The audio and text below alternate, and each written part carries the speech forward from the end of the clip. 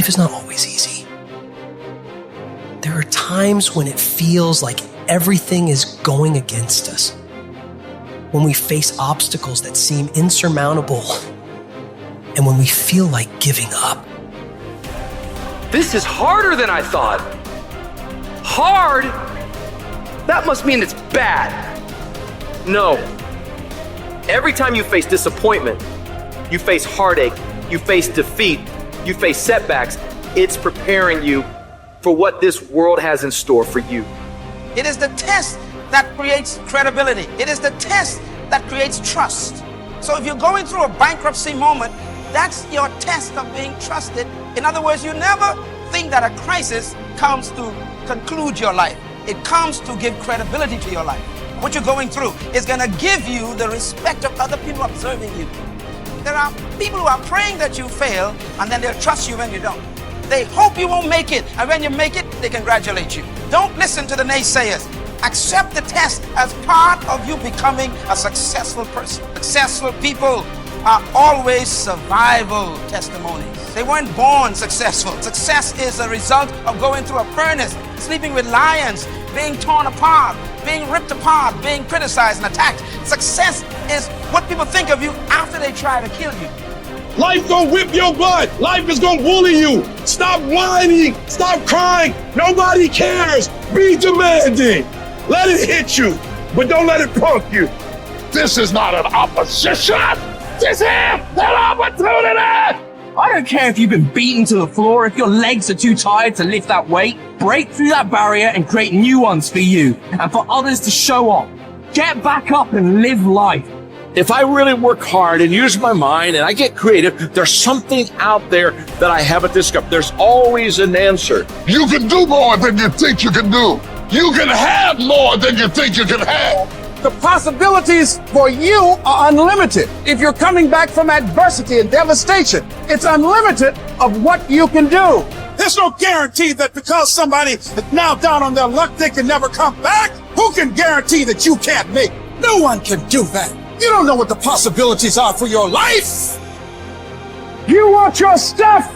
It's necessary you take responsibility for it. That you make it happen, that you don't give up, that you don't take any objection or disappointment or defeats personally, that you keep on keeping on, that you don't decide that I can't make it because you can't see the light at the end of the tunnel, that you realize that's a part of the program.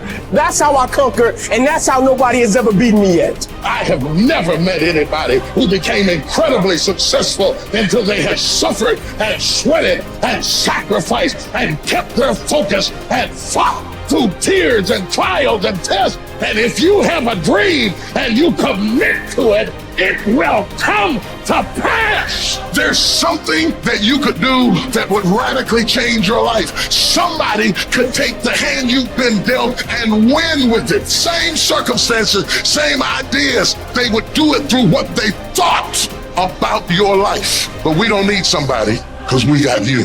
You are the one.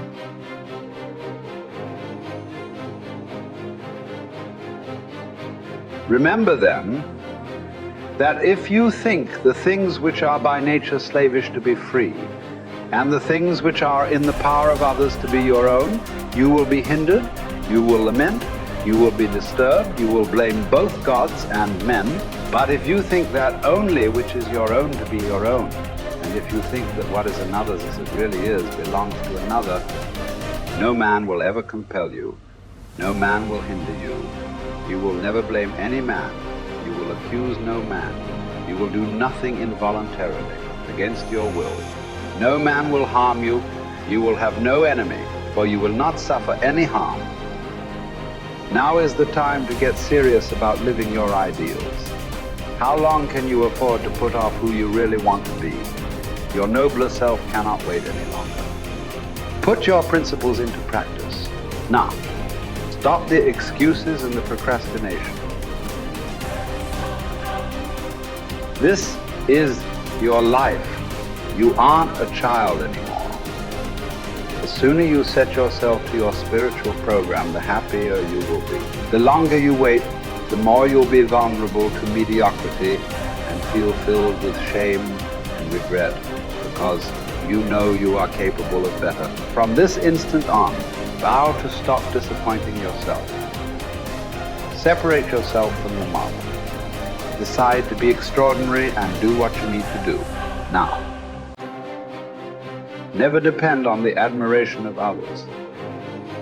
There is no strength in it. Personal merit cannot be derived from an external source. It is not to be found in your personal associations, nor can it be found in the regard of other people. It is a fact of life that other people, even people who love you, will not necessarily agree with your ideas, understand you, or share your enthusiasms. Grow up.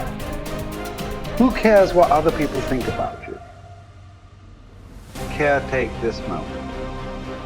Immerse yourself in its particulars. Respond to this person, this challenge, this deed. Quit the evasions. Stop giving yourself needless trouble. It is time to really live, to fully inhabit the situation you happen to be in now. You are not some disinterested bystander. Participate. Exert yourself. It was Benjamin Disraeli. He says, nothing can resist the will of a people that will stake even their existence on the extent of their purpose for good. That when you dedicate your life to something, you bring on some powers in the universe that works through you to bring about changes that you would never ever know unless you have dedicated yourself. I'm reminded of a young guy who was on a bus, a little young fellow, and some kids were picking at him, some bigger guys, and they kept on thumping him on the head and hiding their hands. And so he got tired of them doing that, and he stood up so he would not be around them, out of their reach. And they took him and said, sit down. They set him down. And he stood back up and said, I don't want to sit down. They said, sit down. Didn't we tell you? And they pushed him back down. I don't want to sit down. They said, sit down. And they held him down. And he looked at him, he said, you might hold me down, but I'm standing up inside myself. And what we have got to do is know that there's something about you, there's something about us, there's a power in you that regardless of what happens to you, you can stand up inside of yourself. I think that's what the poet meant when he says, out of the night that covers me, black as a pit from pole to pole, I thank whatever gods there may be for my unconquerable soul. You have an unconquerable soul. Something that George Bernard Shaw said that I think has some power for us. I'd like to share it with you. He said, this is the true joy in life. And one of the things that he said, and I love when he talked about man and Superman, he said that we should establish a tribunal where people would be required to come once a year to give a reason why they should be permitted to go on living for the next year. Can you imagine all the do-nothings? Hopping from one foot to the other, trying to give some justification why they should be allowed to live for the next year? Well, what do you do? I drank a little bit. What are you contributing to life? I go to work every day. No, are you making a difference in the universe? Why should we allow you to continue to occupy this space? Can I come back to that one? This is a true joy in life. The being used for a purpose recognized by yourself as a mighty one. Being a force of nature instead of a feverish, selfish little clod of ailments and grievances, complaining that the world will not devote itself to making you happy.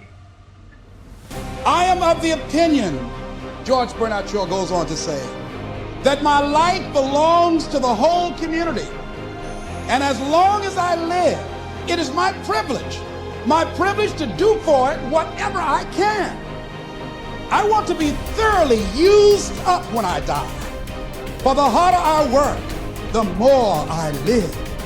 I rejoice in life for its own sake.